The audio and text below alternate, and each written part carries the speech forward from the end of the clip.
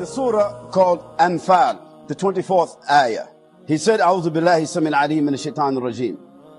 Ya ayyuha alladhina amanu istajibu lillahi wa lirrasul sallallahu alayhi wa sallam. Idha da'akum lima yuhyikum wa'alamu anna Allah yahulu bayna al-mar'i wal qalbihi wa annahu ilayhi tuhsharun. واتقوا فتنة لا تصيبن الذين ظلموا منكم خاصة واعلموا أن الله شديد العقاب. In this ayah, Allah subhanahu wa ta'ala said to us, O you who believe, respond, give your response, your obedience to Allah and His Messenger sallallahu alaihi wasallam when He calls you to that which gives you life, and know that Allah comes between a man and his heart. Allah subhanahu wa ta'ala knows the inner recesses of a man's heart, and that knowledge of Allah subhanahu wa ta'ala can fortify that if it is good, and Allah can reject it if it is other than good, because Allah, He knows what is between the consciousness and the heart of a person. Allah, He knows. Then He says to us after that ayah, and to fear fitna, that is disturbance or corruption or social upheaval. Fear the fitna, the corruption, the social upheavals that does not only affect those of you that do the evil in particular. This is a very special ayah, a very special sociological meaning here. You see, we Muslims, we think that as long as we are on the boat called Islam, we safe. Even though we are on the ocean of kufr, we think we're safe.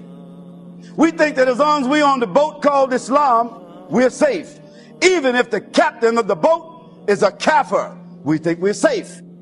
We think that we're safe if we're on the boat of Islam, even though maybe the captain himself is a munafiq. He already been paid to take us another direction. He's a Muslim, but a munafiq, a criminal. He's been paid by kafirs or others to take us another direction. But we think because we're on the boat of Islam, we think we're safe. No. And we also think that as long as we go to the masjid, as long as we're reciting Quran, as long as we're making sajda, as long as we're making tasbih, as long as we're making hajj, as long as we're wearing certain clothes, as long as we're born of a Muslim family, as long as we're eating halal meat and so forth and so on, we think to ourselves, never mind these kafirs. Allah will accept our prayers.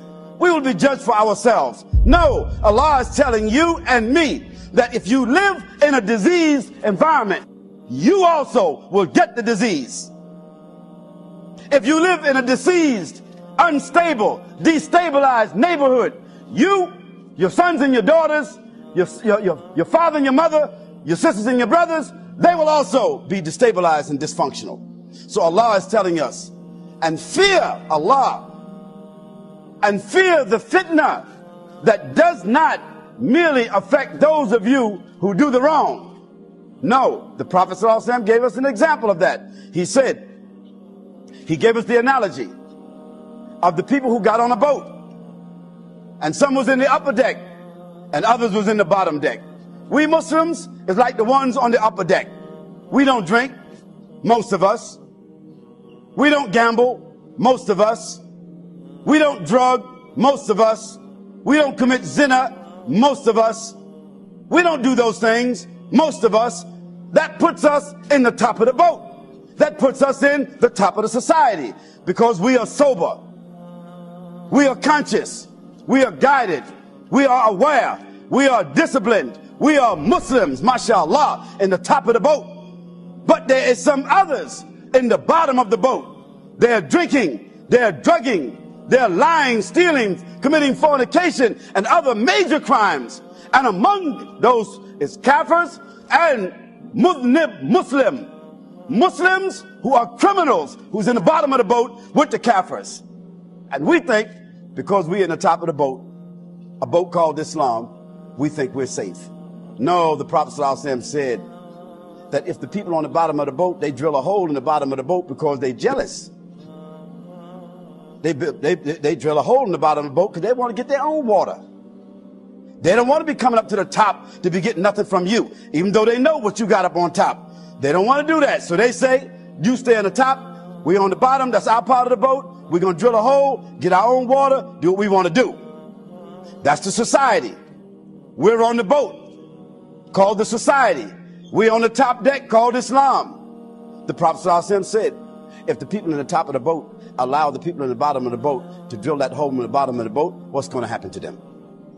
The whole boat will sink and everybody will drown. So this is where Amr bil Ma'ruf wa Nahy al Munkar, it comes in. That we have to stop the people on the bottom of the boat from doing that action, because just because those of us who fear Allah, we think we won't be affected, we will be affected. So Allah subhanahu wa ta'ala said, Istajibu lillah wa lirrasul sallallahu alayhi wa sallam. Respond to Allah when He calls you and His Messenger sallallahu alayhi wa sallam, when He calls you to that which will give you life. What does it mean, give you life? Doesn't mean give you physical life, you're already living. But it means bring dignity into your life. Bring honor into your life. Bring empowerment into your life. Bring functional stability into your life. Bring distinction into your life. This is what Allah is telling us, that by responding to Allah and His Messenger, that response will bring you a new sense of life.